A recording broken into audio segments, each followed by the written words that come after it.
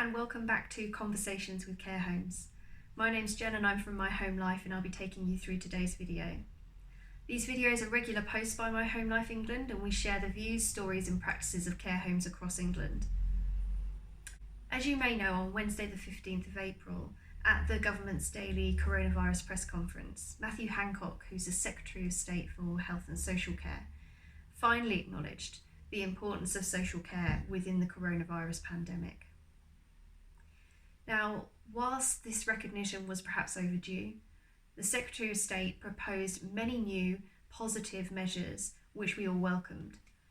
These included things such as testing for residents prior to the discharge from hospital, testing for care home staff and their families, and a commitment to providing all care homes with adequate access to PPE.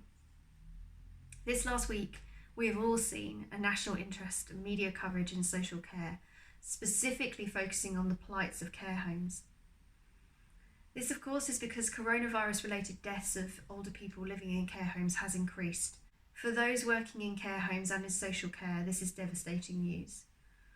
One courageous care home manager, who you may have seen in the press this week, from Nottinghamshire, who has sadly seen a great loss of life in her care home due to the coronavirus, said, "The experience of death has left me feeling completely broken." Of course, our hearts go out to her care teams and the bereaved families. Managers that have worked with My Home Life are always reminding each other to give themselves permission to take time, to do anything that will offer themselves opportunities to rest. Importantly, managers are quickly recognising that you can't look after others if you are not caring for yourself. If you are feeling low, stressed and unable to properly engage with your team, it is picked up in how staff, families and residents feel. Managers who have worked with My Home Life know the importance of taking their quality of life seriously. Sometimes they ask themselves these sets of questions to help them think it through. What keeps you going back to work each day? What little things are you doing to look after yourself? Is there anything else that could replenish you? How do you find time to rest, recover, and what allows you to relax? What simple pleasures do you have in life? Perhaps think about the little things that bring you joy or perhaps peace. Some time ago, we asked a group of care home managers who were working with My Home Life from Coventry and from South Gloucestershire these exact questions. A care home manager from Coventry recollected that when she had a baby, she just slept when the baby did. And so with her work, it was about finding those days or those moments that were calmer and taking the time back right then, or perhaps leaving on time that day, that would allow her the break she needed and the rest she needed. A care home manager for South Gloucestershire shared that she'd do something simple like take a breather. One thing she'd do in her break, or perhaps when she needed to, is grab a cup of tea or coffee and sit in the care home garden undisturbed for 5 minutes. This would help her to reboot her energy levels.